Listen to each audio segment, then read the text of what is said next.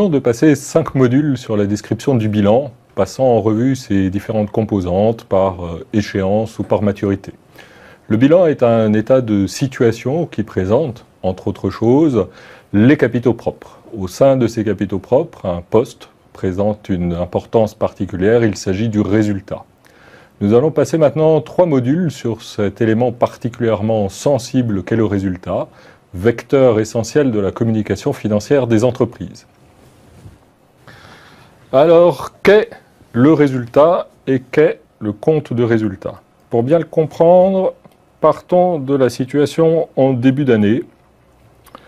Vous avez sous vos yeux le bilan d'ouverture de l'entreprise, formé, ainsi que nous les avons vus au cours des précédents modules, de ses emplois, ou actifs selon la terminologie comptable, de ses dettes, le solde entre ses emplois et ses dettes correspondant aux capitaux propres, richesse des actionnaires vus du point de vue du comptable. À la fin de l'exercice, la situation aura changé. Au cours de la période comptable, au cours de l'année qui vient de s'écouler, l'entreprise aura eu une activité. Cette activité lui aura permis, espérons-le, de s'enrichir, éventuellement, dans une situation plus délicate, de s'appauvrir. Dans tous les cas, cette activité aura modifié la richesse de ses actionnaires. Le résultat que vous voyez apparaître ici au bilan est la représentation comptable de la modification de richesse subie ou encaissée, entre guillemets, par les actionnaires au cours de cette période. Le compte de résultat retrace pour l'ensemble de l'année, donc sur une période entre le 1er janvier et le 31 décembre, la variation de richesse de l'entreprise. Le compte de résultat est donc le détail du post-résultat figurant au bilan. Il est formé, comme le bilan, de 2 colonnes. Une première, du côté gauche, du côté du débit, comporte les charges. Ce sont les appauvrissements irréversibles de l'entreprise liés à l'activité qu'elle a eue au cours de la période qui vient de s'écouler. Le côté droit, le côté du crédit, comporte les produits, l'enrichissement de l'entreprise qui est formé pour l'essentiel, mais pas seulement, des ventes. La différence entre les charges et les produits s'appelle le résultat. Le résultat est conventionnellement toujours présenté en bas à gauche du compte de résultat. Pourquoi? Parce que d'habitude les produits sont plus élevés que les charges, ou en tout cas dans une situation optimale, c'est ce que l'entreprise souhaite. Le résultat représente donc le montant nécessaire pour compléter les charges afin qu'elles soient égales aux produits. Pour cette raison, il est présenté prioritairement du côté gauche. Si jamais, espérons que ce ne soit pas si fréquemment le cas, les charges étaient inférieures aux produits, le résultat serait présenté toujours du côté gauche, mais assorti d'un signe négatif que les comptables matérialisent souvent par des parenthèses, le signe moins se voyant peu. Penchons-nous maintenant, après avoir expliqué ces principes généraux du compte de résultat, penchons-nous maintenant sur la structure, la présentation du compte de résultat. Le compte de résultat peut être présenté de 2 grandes manières. La première, c'est une présentation par nature. Nature, il s'agit des natures de charges. C'est le poste le plus sensible du compte de résultat. Les charges sont classées selon leur nature, selon leur type. Un type de charge, vous allez distinguer ce qui concerne, par exemple, vos matières premières achetées. Vous allez distinguer ce qui concerne votre personnel. Vous allez distinguer ce qui concerne l'usure de vos biens, ce que nous avons appelé, dans le module consacré aux actifs non courants, les dotations aux amortissements. Donc on va classer les charges en distinguant les charges entre elles par nature. La deuxième grande famille de présentation, qui est très présente dans la normalisation internationale, dans la normalisation IFRS, c'est une présentation dite par fonction. L'idée de la présentation par fonction est que l'entreprise est découpée en grands cycles, en tout cas pour son activité courante, pour son exploitation. Elle a un cycle de production et on va mettre à ce niveau l'ensemble des charges qui ont contribué à la production, quelle que soit la nature de ces charges, les frais de personnel, l'usure des biens, les matières premières achetées, sans les distinguer, ensemble des charges de production. Elle a des charges de commercialisation, deuxième grand cycle fréquemment trouvé, et on va mettre à ce niveau l'ensemble des charges qui ont contribué à la commercialisation des biens, salaire des commerciaux, loyer des locaux commerciaux, usure des voitures commerciales utilisées par les équipes. Et nous avons souvent un troisième poste qui concerne tout ce qui tourne autour de l'administration. Vous aurez dedans en particulier le salaire et les amortissements afférents à la fonction comptable, qui est une fonction qui, ainsi qu'on le rappelle souvent au sein des entreprises, ne participe pas directement à la rentabilité de l'entreprise. Elle permet néanmoins de la comprendre et de la communiquer, ce qui est quand même essentiel à la survie de celle-ci. Nous allons détailler un petit peu plus maintenant la présentation du compte de résultat dans ces deux contextes différents, en commençant par le compte de résultat le plus classique en norme française, parce que telle est la forme qu'il adopte dans la liasse fiscale que remettent les entreprises au Trésor public, le compte de résultat par nature. Compte de résultat comporte donc sur sa droite les produits, alors il y en a de différents types, j'ai retenu les deux principaux. La première grande famille de produits pour une entreprise, ce sont évidemment ses ventes. Les ventes, c'est son chiffre d'affaires, c'est son activité, c'est ce pourquoi l'entreprise existe. Donc ça, c'est les produits issus de son activité. On trouve de manière plus marginale, souvent, même si pour certaines entreprises cela peut être significatif, des produits de type financier.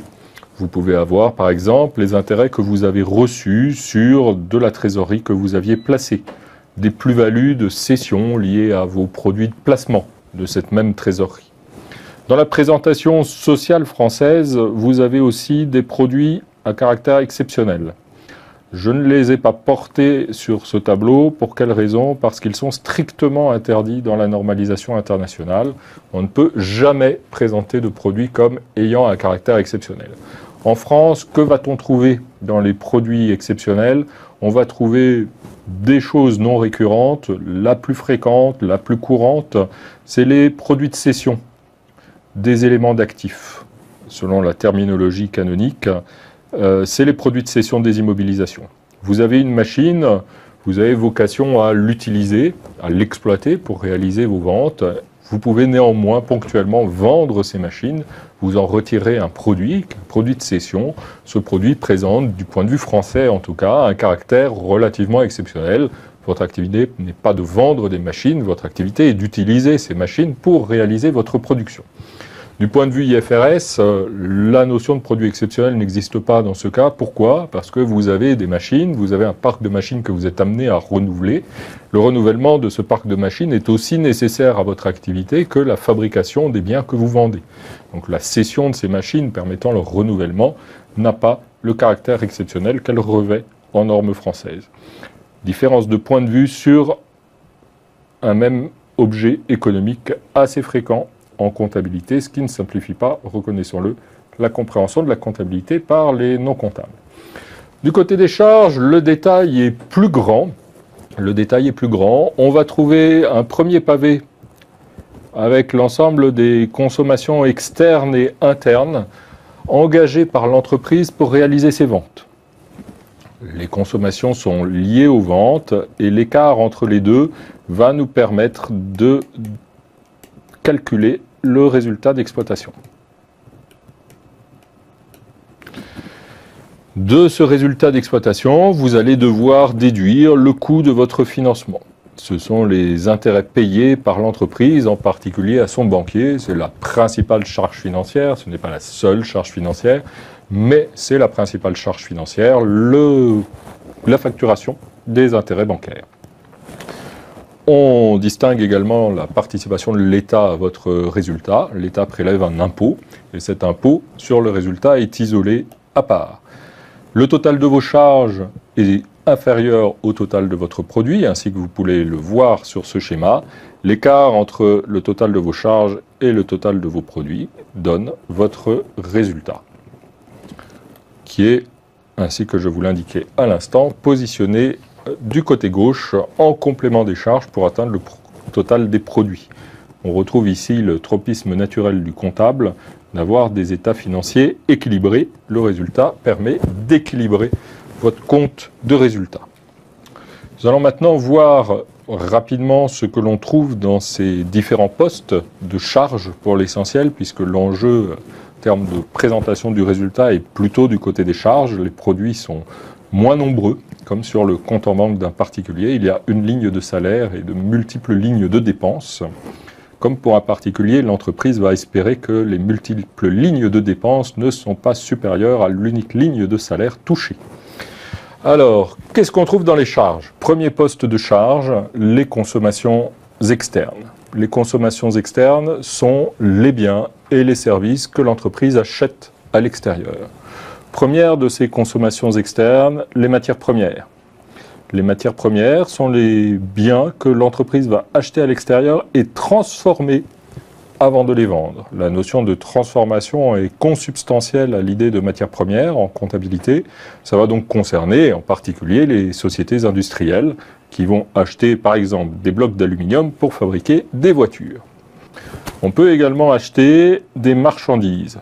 La distinction que fait la comptabilité entre matières et marchandises, c'est que les marchandises sont revendues en l'état. L'entreprise ne transforme pas les marchandises avant de les céder à ses clients. Ça va être typiquement les achats qui concernent le secteur de la grande distribution. Vous mettez en rayonnage les boîtes de conserve dans l'état dans lequel vous les avez acquises et vous les vendez dans ce même état. Il y a une différence entre les achats et les consommations. Nous l'avions vu dans la partie de bilan consacré à la présentation du cycle d'exploitation et en particulier avec la présentation de la notion de stock. Une entreprise peut acheter et stocker. Ce stockage vient diminuer sa consommation et cela va donc diminuer ses charges. Une entreprise peut acheter et prélever sur ses stocks afin de fabriquer les biens ou de commercialiser les marchandises qu'elle vend et qu'elle n'avait pas achetées en suffisance. Ce prélèvement sur ses stocks va augmenter ses charges puisque face aux ventes réalisées, il faudra mettre non seulement les achats de l'année, mais également la ponction opérée par l'entreprise sur ses stocks dont une partie aura été vendue.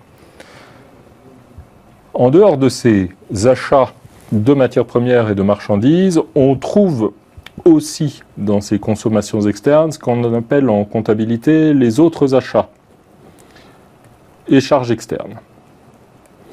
Le nom, qui est le nom canonique en France parce que c'est celui qui figure sur la liasse fiscale, remise par les entreprises au Trésor, recouvre un ensemble d'éléments assez variés. Vous allez avoir tout ce qui concerne les loyers, vous allez avoir tout ce qui concerne la consommation d'eau, d'électricité, de gaz, etc. Tous ces biens que l'entreprise consomme pour les besoins de son activité. Vous allez avoir les assurances, typiquement. Vous allez avoir l'intérim, qui est aussi considéré comme une charge externe et pas une charge de personnel. Vous aurez également en France les redevances de crédit-bail. Il y a des systèmes normatifs dans lesquels les redevances de crédit-bail subissent un traitement différent, c'est ce que nous verrons tout à l'heure. En France, en tout cas, les redevances de crédit-bail sont intellectuellement assimilées à des loyers. Donc ces autres achats et charges externes additionnés à ma consommation de matières premières ou de marchandises forment mes consommations externes, première source de charge, et vous le voyez tout de suite, source de charge importante pour l'entreprise. Après ces consommations externes, l'entreprise achète également ou paye des consommations internes. Ces consommations internes sont moins nombreuses, mais de montants généralement très importants. Les deux principales, ce sont les frais de personnel et les charges sociales associées aux frais de personnel, hors intérim donc. Consommations internes, pourquoi? Eh bien parce qu'une relation particulière lie l'entreprise à ses salariés, qui fait que la rémunération versée aux salariés est considérée comme une consommation interne, distincte des rémunérations faites avec les partenaires strictement externes de l'entreprise. Deuxième élément de consommation interne, les dotations aux amortissements. Les dotations aux amortissements que nous avons vues dans la partie consacrée aux actifs non courants. Les dotations aux amortissements qui, rappelons-le, matérialisent l'usure des biens utilisés sur plusieurs années par l'entreprise. Cette usure ne fait pas l'objet d'une facturation. Ne fait pas l'objet d'une facturation, aucun prestataire ne vient facturer l'usure de la machine dont vous êtes propriétaire. Ce sont donc non pas des charges décaissées, ce sont des charges calculées. Et donc une charge d'un type particulier au sein de mon compte de résultat. Nous reviendrons dans la partie consacrée à l'analyse du compte de résultat sur cette notion de charge calculée et non de charge décaissée dans la détermination de l'autofinancement de l'entreprise. Donc deux grands postes de consommation interne, le personnel et les dotations aux amortissements. Cela nous amène assez naturellement à la présentation d'un compte de résultat par nature, tel que le publie une entreprise particulière. En l'occurrence, il s'agit du compte de résultat par nature de Danone, si ma mémoire est bonne. Vous retrouvez ici, alors c'est une présentation en liste, plutôt que d'avoir le côté gauche et le côté droit. Dans les documents publiés par les entreprises, il y a souvent une présentation en liste, donc les uns en dessous des autres, avec les produits, ici un chiffre d'affaires de 32 milliards, et l'ensemble des charges. Vous voyez ici les achats consommés, il s'agit de mes achats corrigés de ma variation de stock. C'est pour ça que l'on parle de consommation et pas d'achat. Vous voyez ici mes consommations internes, les charges de personnel, les dotations aux amortissements, et on voit les autres charges externes. Ici, vous aurez les loyers, les assurances, les redevances de crédit-bail, et toutes ces dépenses de prestations achetées à l'extérieur. Il y a quelques postes qu'on n'a pas encore explorés. Les impôts et taxes, il y a tout sauf l'impôt sur les sociétés, qui n'y figure pas. Vous aurez en particulier l'ancienne patente, l'ancienne taxe professionnelle, la contribution économique sur la valeur ajoutée. Vous aurez tout ce qui est taxes foncières, taxes sur les salaires dans certains secteurs d'activité, les impôts et taxes qui ne concernent donc pas l'impôt sur les sociétés, et vous n'aurez pas non plus évidemment la TVA. La TVA qui n'est pas une charge et n'est pas un produit pour l'entreprise et qui ne figure donc pas dans les consommations impôts et taxes. Présentation par fonction, par nature de charge. Cette présentation par nature de charge est une possibilité laissée aux entreprises. L'autre possibilité est une présentation par fonction. La présentation par fonction part toujours du constat que vous avez des ventes et que vous avez des intérêts reçus. Et au lieu de se concentrer sur un classement des charges par nature, elle va s'attacher à rattacher les charges au cycle de l'entreprise. Donc vous aurez des charges liées à la production de l'entreprise, c'est le coût de production. Vous aurez des charges liées à la production de l'entreprise, c'est le coût de production.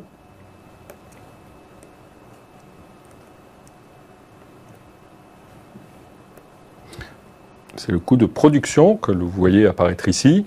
Vous aurez des charges associées à la fonction commerciale de l'entreprise, le coût de commercialisation, salariés chargés de la commercialisation des produits et équipements dont ils ont l'utilité. Vous aurez des charges liées aux autres fonctions de l'entreprise, par exemple aux fonctions administratives ou juridiques, la comptabilité, le droit, éventuellement tout ce qui concerne les frais engagés par les dirigeants, le directeur financier, etc. L'écart entre mes ventes et ces différents cycles contribuant à la réalisation de ces ventes permet de dégager ce qu'on appelle la marge opérationnelle, la marge sur vos opérations. Cette marge opérationnelle va servir à payer un ensemble d'autres éléments, parmi lesquels le premier, c'est le coût de la dette. Le coût de la dette qui est, dans la présentation par fonction, nécessairement distingué à part des autres éléments de charge, car c'est un élément dont l'analyse est importante pour le lecteur des états financiers. Vous aurez également l'impôt. L'impôt qui est également présenté à part. Vous aurez également l'impôt qui est toujours présenté à part, car c'est également un élément spécifique à prendre en compte pour apprécier la performance de l'entreprise. Évidemment, une fois que vous avez payé toutes les charges, ce qui vous reste de vos produits après le paiement de vos charges correspond à votre résultat. Évidemment, après avoir payé l'ensemble de vos charges, ce qu'il reste de vos produits, après déduction de vos charges, correspond à votre résultat.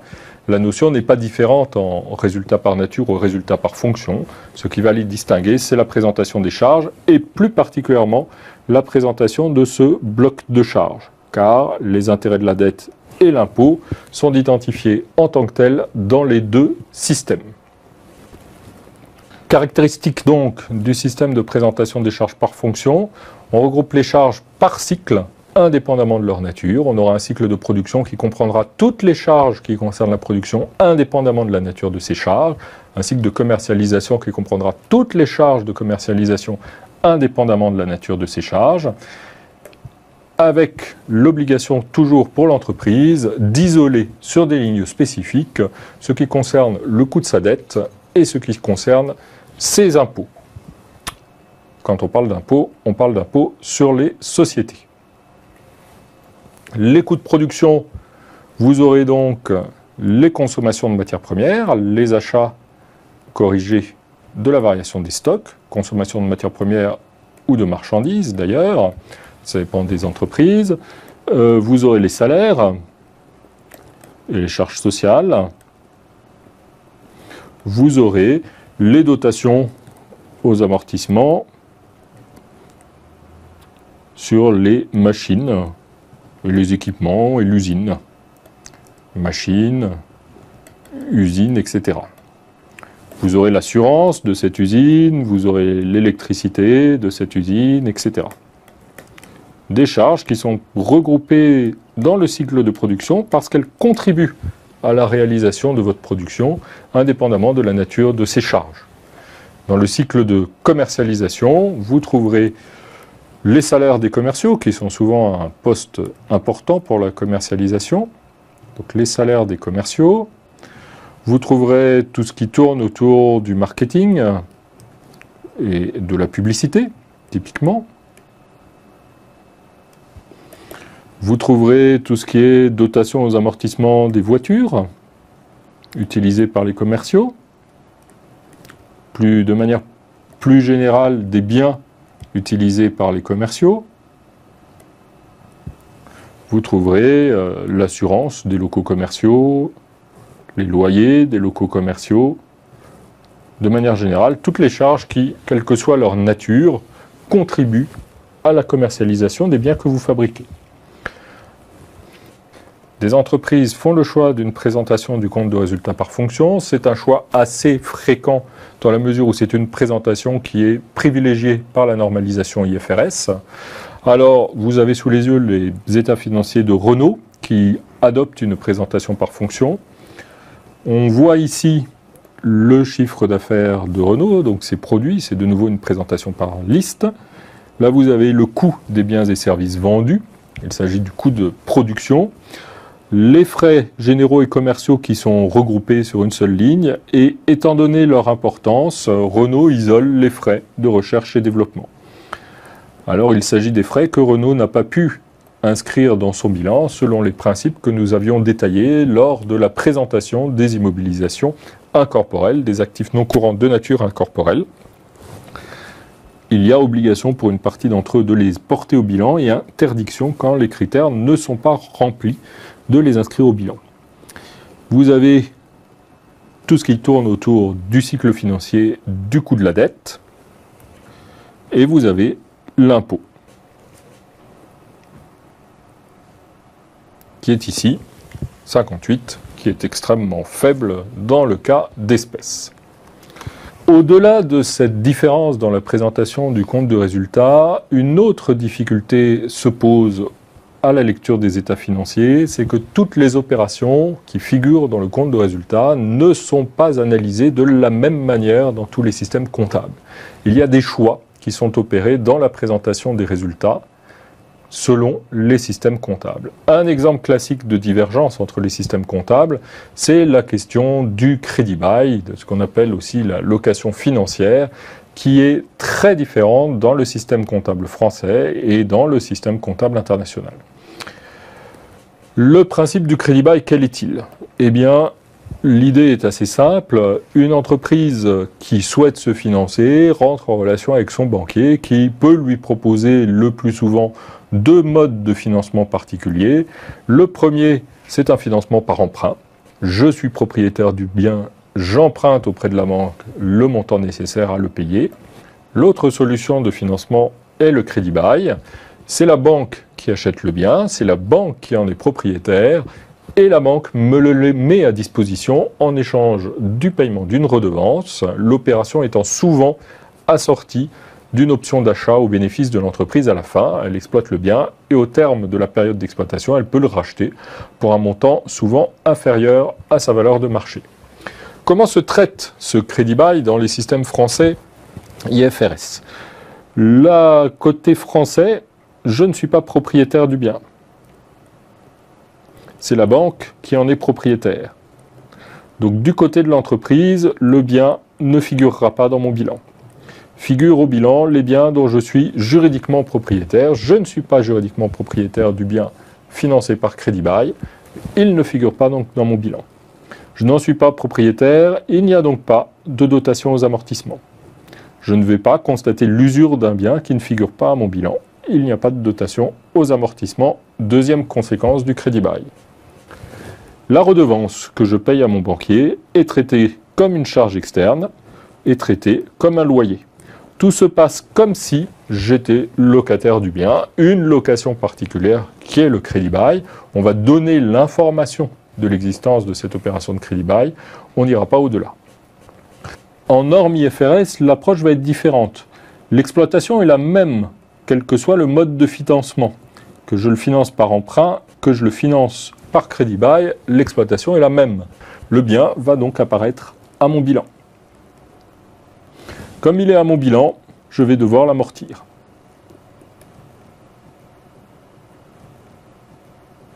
Le crédit bail est donc scindé pour sa partie redevance et scindé pour une partie en charge d'intérêt, pour une partie en remboursement de l'emprunt. Car si le bien figure à mon bilan, j'ai en contrepartie un emprunt. Et la redevance est traitée comme une annuité sur cet emprunt. Vous regardez un compte de résultat français, eh bien, en compte de résultat, le crédit bail se voit uniquement dans les charges externes. C'est le seul endroit où vous verrez l'opération de crédit bail sur une ligne redevance et elle y figurera pour la totalité de cette redevance. En normalisation IFRS, vous aurez dans le compte de résultat les intérêts, la partie intérêt de la redevance. La redevance va devoir faire l'objet d'une analyse comme une annuité d'emprunt, ce qui va nécessiter des travaux financiers particuliers. Vous allez voir une dotation aux amortissements qui, elle, n'est pas liée à la redevance. La dotation aux amortissements est liée à la présence d'un bien dans votre bilan. Et vous aurez un remboursement d'emprunt. Le remboursement d'emprunt va venir diminuer le montant qui figure à votre passif. Donc, le remboursement d'emprunt ne concerne pas votre compte de résultat, il concerne votre bilan. Ce qui est important de voir, c'est qu'au terme de l'opération, la conséquence du traitement du crédit bail, que ce soit en France ou en normalisation IFRS, sera la même. Le résultat cumulé sur l'ensemble des périodes sera le même, quel que soit le système normatif dans lequel je me situe. L'enjeu est, comme souvent, un enjeu de répartition de la performance dans le temps. L'enjeu est, comme souvent, un enjeu de spécialisation de l'exercice. Le compte de résultat donne donc d'une manière qui laisse en réalité bien des marges de manœuvre à l'entreprise le détail de la variation endogène de la richesse de l'entreprise au cours de la période. Variation endogène car il s'agit de la variation de la richesse telle que l'entreprise en est à l'origine, telle que l'entreprise en est à la source. Pour l'analyse du compte de résultat, on dispose d'instruments particuliers, d'instruments presque canoniques que nous allons présenter maintenant dans le prochain module.